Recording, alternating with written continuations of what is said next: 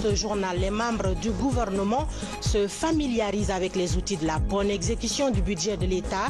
Le séminaire gouvernemental qui les réunit est animé par un expert du Fonds monétaire international.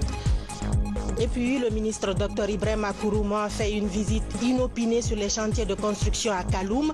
Il est allé faire respecter les instructions du chef de l'État, à savoir l'arrêt immédiat des travaux sur tous les chantiers afin d'examiner les dossiers des promoteurs.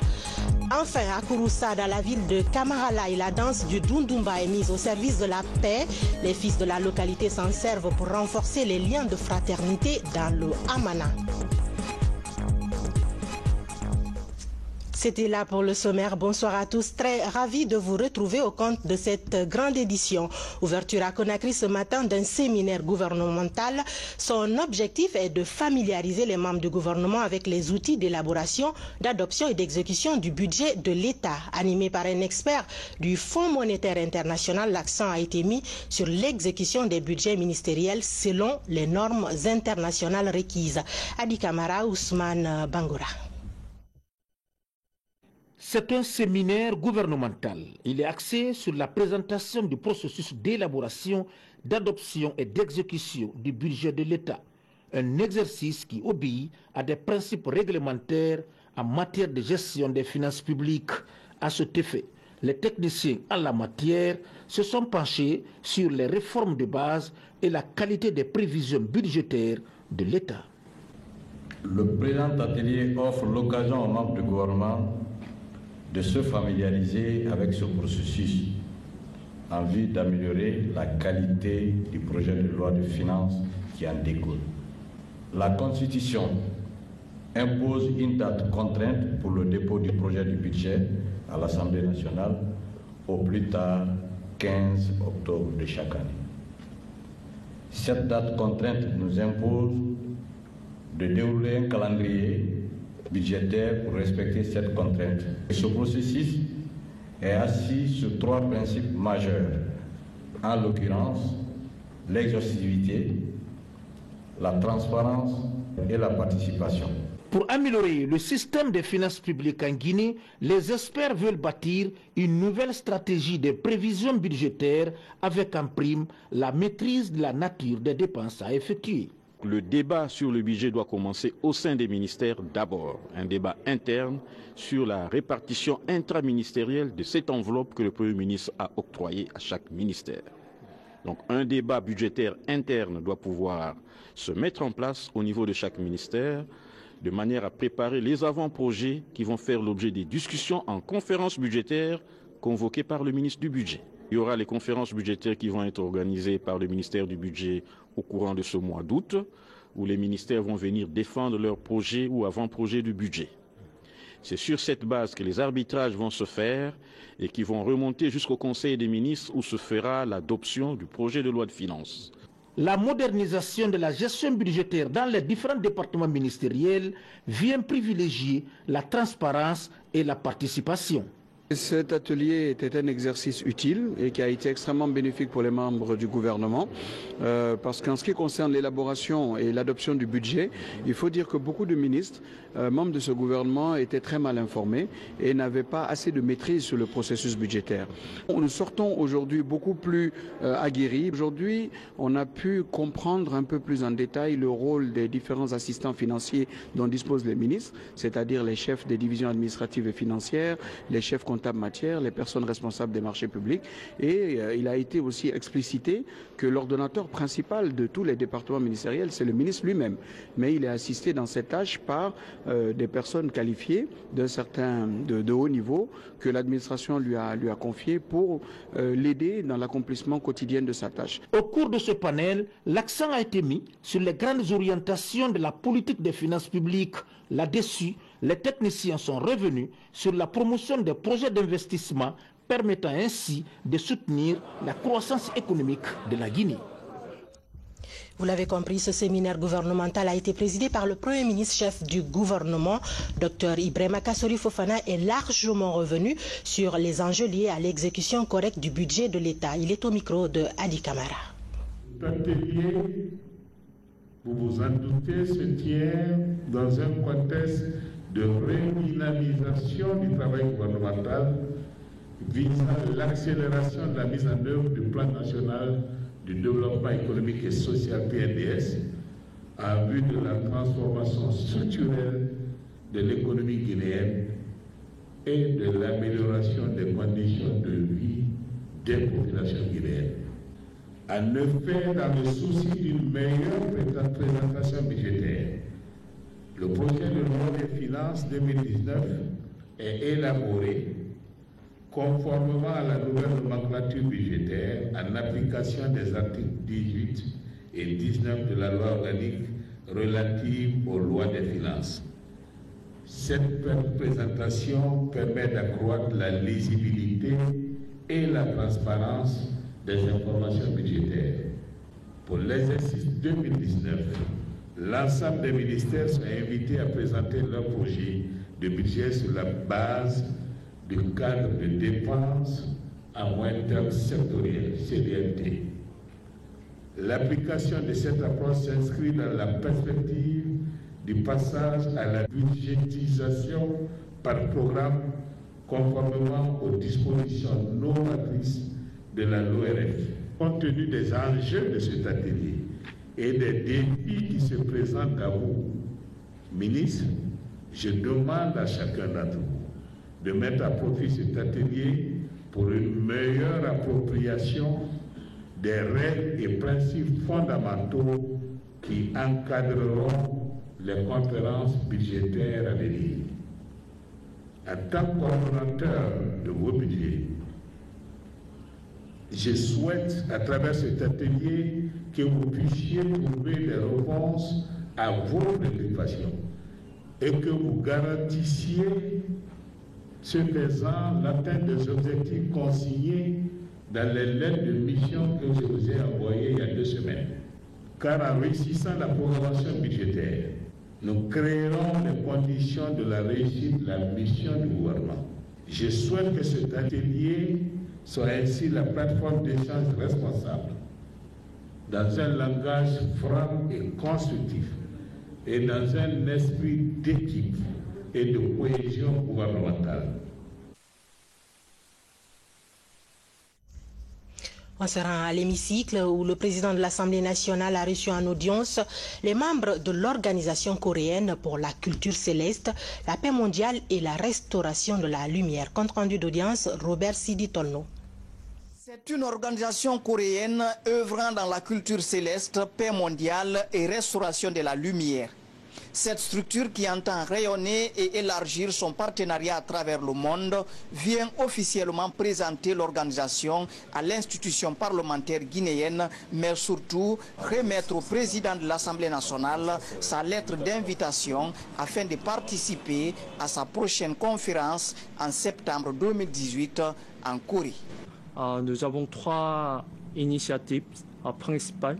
Premièrement, c'est la déclaration pour la paix et la cessation des guerres. Deuxièmement, c'est l'harmonie entre religions, parce que environ 80% de la guerre vient au nom de la religion. Le troisième, c'est l'éducation de la paix. Cette conférence, qui pourrait connaître la participation de plusieurs personnalités du monde, a été longuement expliquée au président de l'Assemblée nationale guinéenne. L'honorable Claude Korikondiano a signifié son soutien à l'initiative. Sachez que j'adhère à votre idée de promouvoir la paix à travers le monde et que nous allons essayer de promouvoir votre idée ici, de présenter votre organisation et ses objectifs à la fois aux députés, si je crois à l'ensemble, n'est-ce pas, de ceux qui sont aux affaires dans notre pays, parce que la fonction est tellement noble qu'il faut que nous nous organisions plutôt à faire en sorte que vous soyez très bien connu en Guinée. Le séjour de travail à Conakry de la mission sera mis à profit pour rencontrer plusieurs autres personnalités du pays. Le drame de Corentin, il y a une semaine, concentre encore les attentions. Il relance surtout le débat sur le non-respect des normes de construction dans notre pays. Depuis 6 ans, 3 cas d'effondrement ont été enregistrés à Conakry. C'est la chronique d'une série noire que vous propose Mohamed Seyar Souma dans ce grand format. Suivez. L'urbanisation à Conakry est marquée par une occupation désordonnée de l'espace et des constructions qui poussent comme des champignons. Des effritements et effondrements se produisent souvent les nuits, toujours en période de pluie et au milieu des habitations généralement de fortune. Le dernier cas en date s'est produit à Corentin il y a une semaine. Nous étions encore au salon avec toute la famille quand nous avons entendu le grand bruit de l'effondrement. Nous avons cherché à nous mettre à l'abri dans la chambre. Nous nous sommes mis à crier dans la poussière. Des secouristes sont venus nous sauver avant que je ne perde connaissance.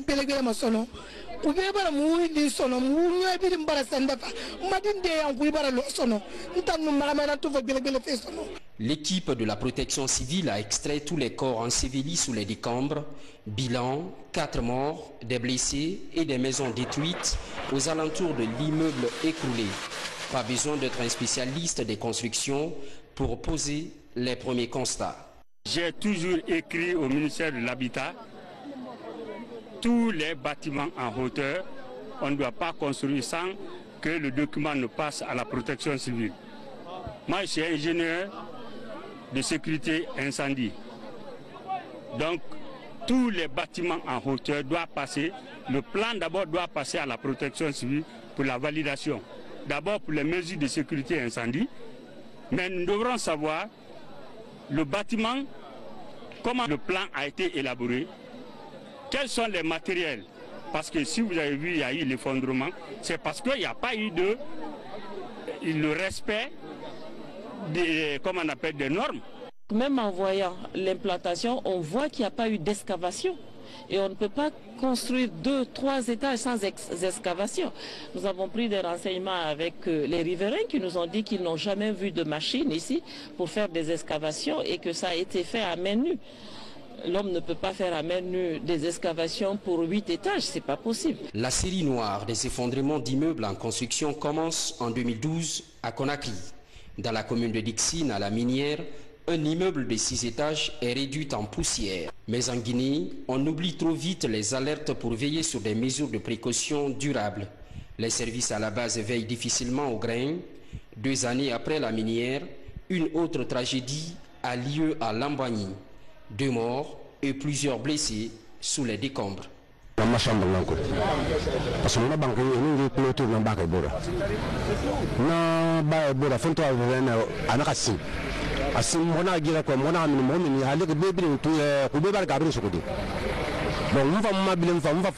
J'étais dans ma chambre. Soudain, j'entends un grand bruit. C'était l'écroulement de l'immeuble. Et nous sommes sortis pour sauver les gens.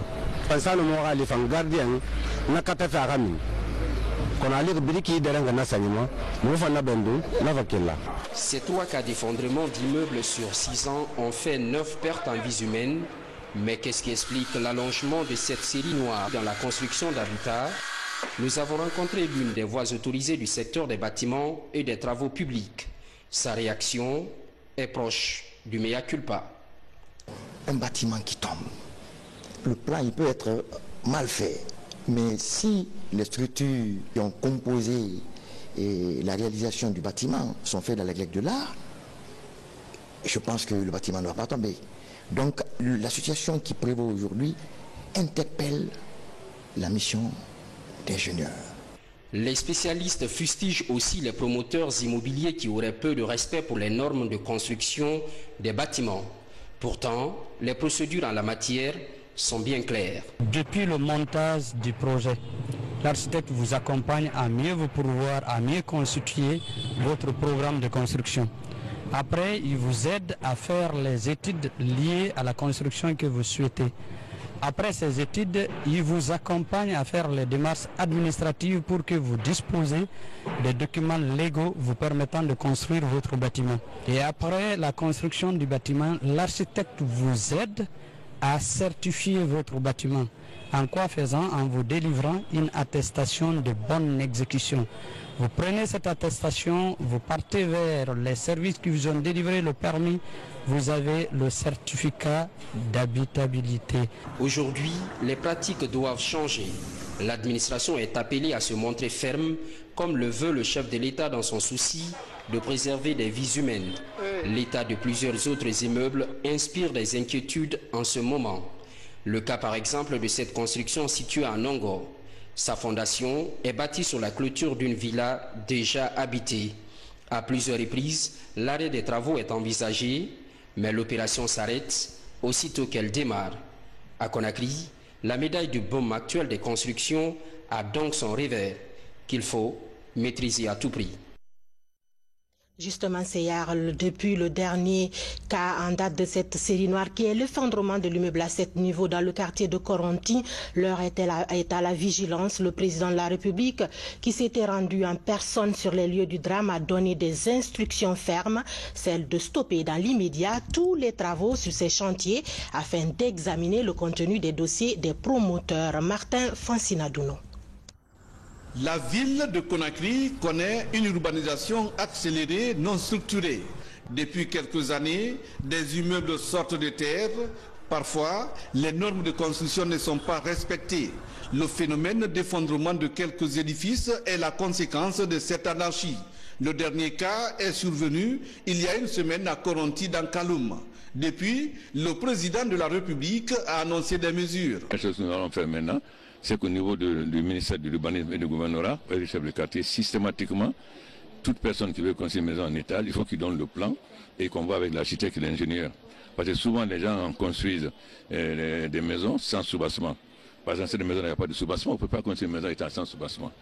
Donc maintenant, il faut qu'on trouve toute disposition. C'est pourquoi nous avons prévu dans le plan de Conakry Développement de faire déménager les gens de la maison sur la connaissance de construire afin de tout casser et reconstruire. Les mesures sont appliquées par le ministre de la Ville et de l'Aménagement du Territoire. Dr Ibrahima Kourouma effectue une visite inopinée sur quelques chantiers de Kaloum.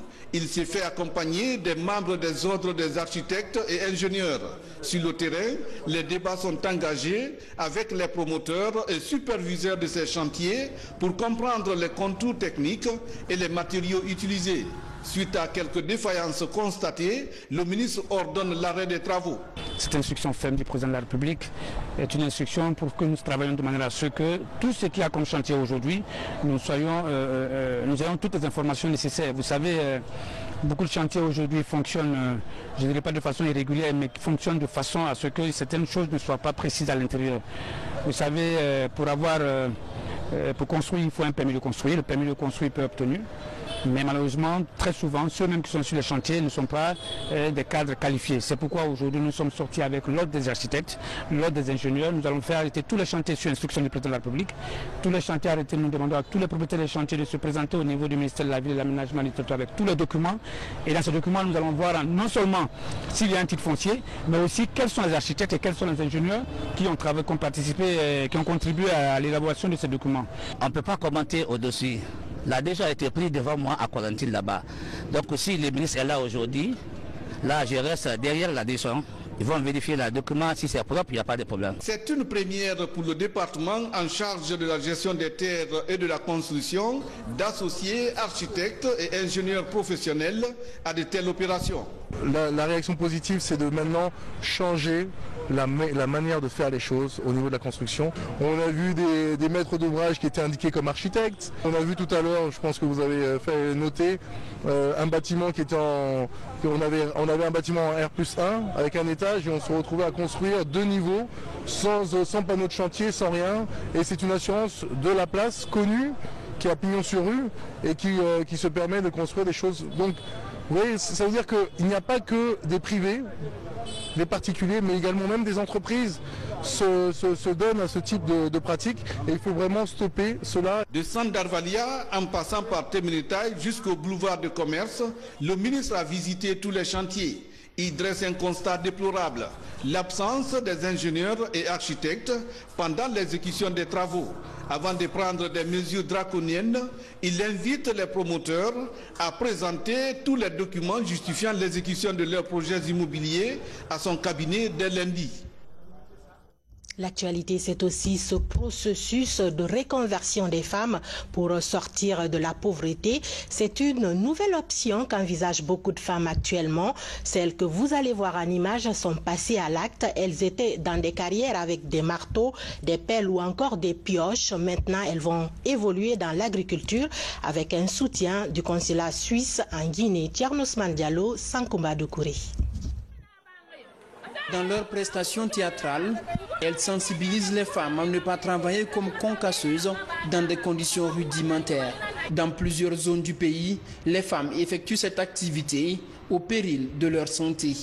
Depuis quelque temps, le réseau guinéen des femmes de l'artisanat s'emploie à reconvertir les concasseuses de Conakry en orientant leur attention sur les opportunités agricoles.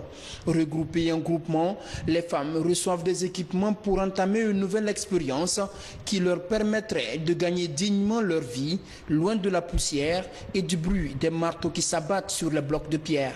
L'idée de cette reconversion est venue, disons, du président de la République, le professeur Alpha Condé. Lors d'une de nos rencontres avec lui et les artisans, j'ai parlé que les femmes souffrent. Il y a même des femmes, pour subvenir à leurs besoins, il faut casser les pierres. Il y a des femmes concasseuses. Et dit alors, madame, essayez de les reconvertir dans le maraîchage et l'agriculture. C'est ce qui m'a poussé à faire un projet pour pouvoir trouver un financement et afin que je puisse les reconvertir. C'est ici, à la plaine de Sonfounia, que les femmes vont se mettre à l'œuvre dans l'espoir de devenir des agricultrices modèles grâce à la formation reçue et aux premiers équipements acquis. L'ambassade de Suisse, à travers son consulat en Guinée, accompagne ce processus de reconversion qui fait désormais l'objet d'un projet suivi de près. Autre volet de leur reconversion, la cinquantaine de femmes apprennent ici les techniques de conservation des fruits et légumes. En saison sèche, cette activité devrait leur permettre d'obtenir des revenus supplémentaires et à ne plus songer aux carrières. On produit des mangues, on produit suffisamment de fruits et légumes, mais après 1 mois, 2 mois, qu'est-ce qu'on constate? C'est la disparition de ces fruits et de ces légumes, parce qu'ils n'ont pas les moyens de conservation, parce que ces fruits vont pourrir. Alors, c'est pour venir en aide à nos mamans que nous avons eu l'idée de concevoir ce soir afin de le vulgariser dans le monde agricole. Durant tout le processus de formation, les concasseuses se font accompagner de leurs filles. Celles-ci devront contribuer à pérenniser les connaissances acquises et former un noyau de jeunes entrepreneurs dans le secteur agricole. Diplomatie, Gérardus Djelen, l'ambassadeur de l'Union européenne, fait ses adieux à la Guinée après 4 années de service. Calme, perspicace et humble, l'homme a toujours œuvré auprès du gouvernement pour le développement de notre pays. Il est appelé à d'autres fonctions à Bruxelles, mais avant de faire ses valises, le diplomate européen a convié la presse à un déjeuner à sa résidence à Donka, Mabintila Issouma. Depuis 4 ans, il accompagne la Guinée sur tous les fronts. De la résolution des crises politiques au développement socio-économique, Gérardus Djelen s'est beaucoup investi pour mener à bien sa mission. Dans une semaine, il quitte Conakry avec quelques souvenirs. L'événement qui m'a le plus marqué, c'était en septembre 2016, quand il y a eu un rapprochement entre le président de la République et le chef de file de l'opposition. J'ai senti comme un grand touffe de soulagement dans ce pays.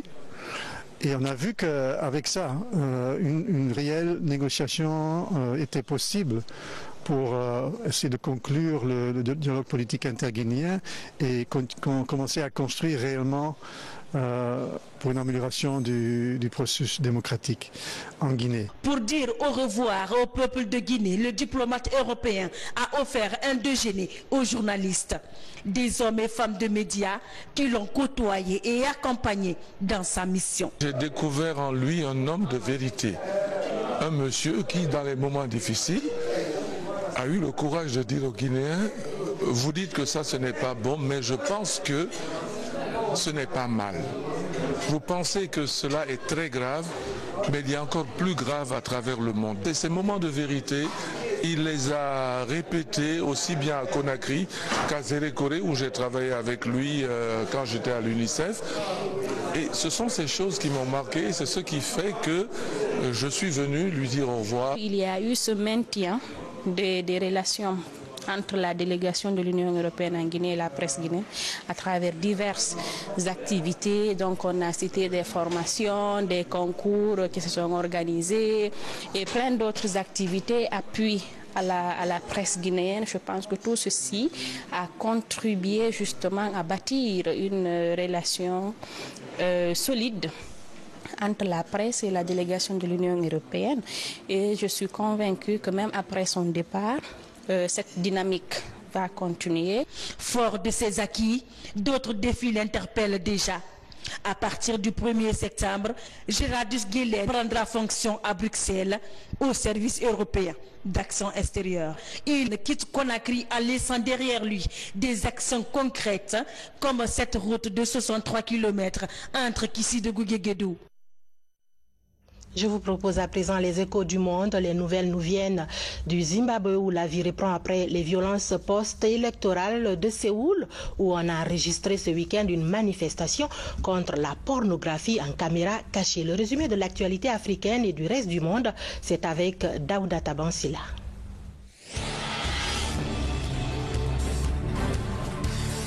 La vie reprend son cours normal au Zimbabwe après les violences qui ont secoué la capitale Harare à la suite des élections qui se sont déroulées dans le calme lundi. La situation a dégénéré mercredi quand la police et l'armée ont reprimé une manifestation de l'opposition faisant au moins 6 morts. Le nouveau président zimbabwéen tente l'apaisement vis-à-vis d'une opposition qui crie à la fraude. Malgré la canicule, des dizaines de milliers de femmes sud-coréennes participent à un rassemblement contre la pornographie par caméra cachée. Un fléau en pleine expansion. La canicule qui sévit à Séoul comme en Europe ne dissuade pas ces manifestantes. Ces rassemblements mensuels organisés depuis le mois de mai n'ont cessé de gagner en ampleur, devenant les plus importantes manifestations de femmes en Corée du Sud.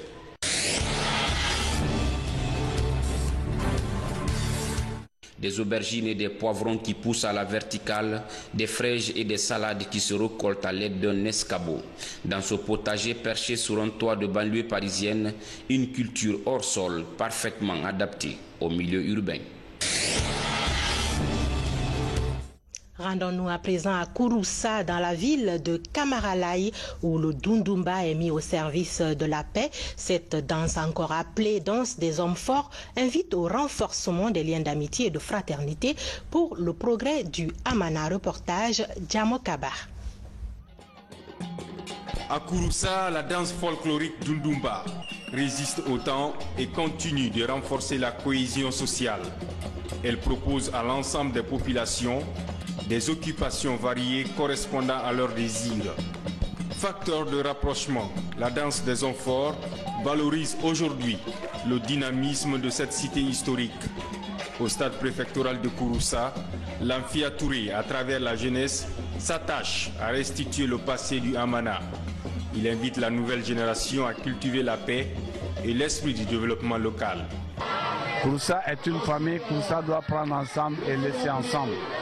C'est ce qui a fait que nous sommes arrivés à Kouroussa pour promouvoir la paix, la cohésion sociale et prouver que Kouroussa, c'est une famille et que rien ne peut nous séparer.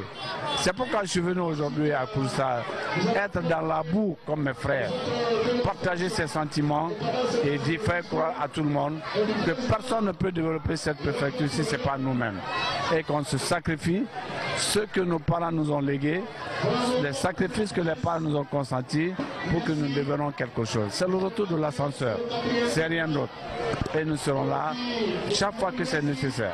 joueurs, la jeunesse vient de prouver encore une fois de plus qu'ils sont ensemble et qu'ils sont derrière M. Touré, M. Lafia Touré, parce qu'ils se sont mobilisés pour aller le voir, pour qu'il puisse vraiment les accompagner, afin que la paix puisse régner ici vraiment, ici à Kouroussa. Le sport aussi n'a pas été occulté au cours de cette rencontre. Un match de football est organisé pour aider les jeunes à se tourner vers l'avenir. Il a opposé l'équipe de la presse locale et les conducteurs de taxi-moto. Une nouvelle approche des initiateurs pour favoriser le développement des activités culturelles et sportives. Je suis très ravie et très contente aujourd'hui pour cette manifestation. Et sans la paix, il n'y a pas de développement. Il faut ce développement-là. Les jeunes qui ont pu organiser cette manifestation, on doit les encourager et les remercier. Une lecture du Saint-Coran a réuni les sages et les jeunes de Kouroussa. Objectif, implorer la grâce divine pour le progrès du Hamana. La paix et l'unité nationale sont évoquées pour une stabilité sociale en Guinée. Sport handball, le Sili Cadet est à Kigali au Rwanda. L'équipe guinéenne prend part au Challenge Trophée du continent qui doit se dérouler du 6 au 13 août prochain. Peu avant leur départ, les joueurs ont eu l'honneur de recevoir le tricolore national des mains du président de la Fédération guinéenne de handball. Le commentaire Kaba Fodi. Cette cérémonie de remise de drapeau annonce officiellement les couleurs de la participation de la Guinée au challenge continental de handball des moins de 17 ans à Kigali. La compétition qui démarre le 6 août prochain regroupe les meilleurs des différentes zones de la pratique de handball en Afrique et doit se poursuivre jusqu'au 13 courant dans la capitale rwandaise. La Guinée, championne de la zone 2, représente la deuxième zone de l'Afrique de l'Ouest à ce tournoi qualificatif au challenge mondial et à la Coupe du monde des moins de 17 ans. Tout un défi pour la Fédération guinéenne de handball. La conquête de ce trophée continental reste un objectif majeur pour ces jeunes joueurs qui veulent confirmer leur performance dans la catégorie. Un véritable challenge pour le capitaine de l'équipe qui n'est pas à sa première expérience. Pour réussir ce pari, la Fédération guinéenne de handball a renforcé l'effectif. 3 professionnels font partie du groupe. Pour eux, la défense du tricolore national est une priorité. Logé dans le groupe B en compagnie du Nigeria et du Cameroun, le Sili Cadet entre en compétition le 7 août contre les Super Eagles du Nigeria. L'équipe a quitté Conakry samedi pour Kigali. Fini ce journal, merci de l'avoir